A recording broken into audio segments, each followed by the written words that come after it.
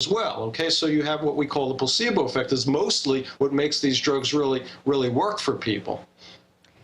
Well, I want to get your opinion on this. I actually wrote an article that's up on InfoWars today about this. A study was released yesterday that actually claims that people who have major depressive disorder, if they take antidepressants, it will help make their vaccines more effective.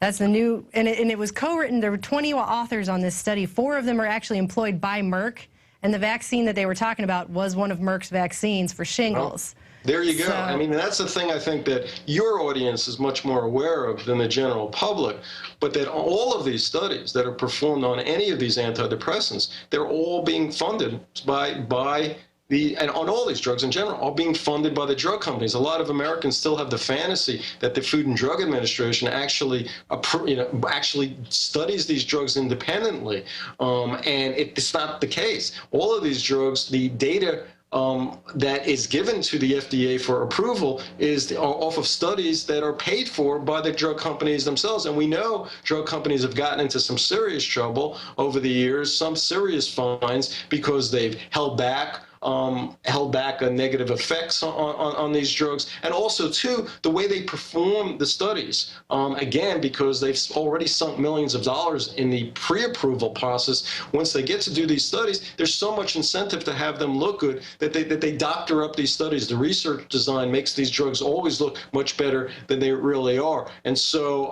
over the years, a lot of us have come to see this phenomenon that these drugs have been declared, especially psychiatric drugs like antidepressants, have been declared safe and effective. And then, lo and behold, as these drugs are moving towards the end of their patent, which has happened with Prozac, it's no longer patented, is that all of a sudden you see these studies showing like, well, it's not really that safe and it's pretty dangerous. Why is that? Because drug companies don't care anymore. They don't care when generics can be handed out on them. They want everybody to get all excited about the new group of drugs that they've patented that they can make a ton of money on. So that's been the cycle since I've been a psychologist for over 30 years, that we hear all this nonsense about these drugs being safe and effective and on until they're about ready to go off patent, and then we hear all the truth.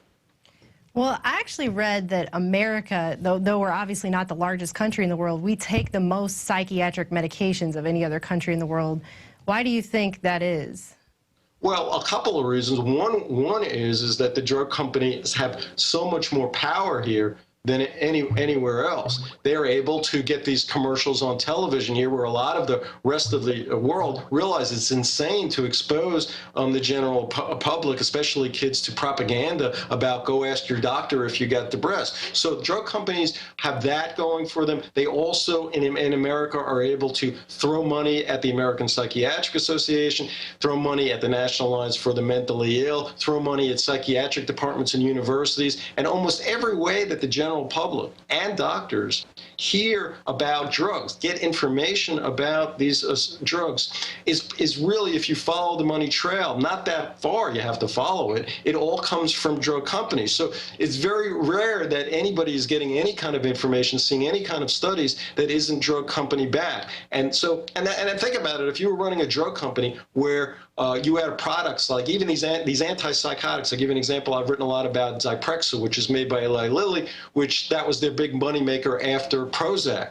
And so Zyprexa has achieved $4 billion a year, $5 billion a year. This is a huge amount of money. And when you know that your product could potentially make that kind of money, to throw $1 million here to a university department, a couple of million here to an institution, or throw a couple of million here to somebody who's leaving National Institute of Mental Health, who's been friendly to you, this is chump change. So they're spending a little bit of money. They even tolerate huge fines against them, which is also the case. They were busted for off-label marketing this Zyprexa, which means they illegally marketed this antipsychotic to people, to doctors, to use for kids who weren't psychotic, to use for old people who are disruptive in old age homes. You're not allowed to do that. It's illegal. It's off-label marketing. But so they get fined $1 billion. Well, that's about what they make in a quarter, 1/4 for Zyprexa. So it's all about, these drug companies are smart enough to spend a few bucks here to make tons of money elsewhere. And you can pull that off in the United States of America. Well, excuse the pun, but it's crazy. Well, thank you so much for joining us today, Dr. Levine. Sure, glad to be here. And people can find you at brucelevine.net. Do you have any projects coming up? No, I've written about this book, a lot about this in Surviving America's Depression Epidemic, which was my prior book before Get Up, Stand Up. And in Surviving America's Depression Epidemic, I talk about this, a lot of what we're talking about here today, but also different ways of dealing with depression besides pharmaceuticals. Well, people definitely need to look into this. Thank you so much again for joining us today. Thank you, Melissa. And that about wraps it up for tonight's InfoWars Nightly News. If you're watching this on YouTube, please subscribe to us at prisonplanet.tv.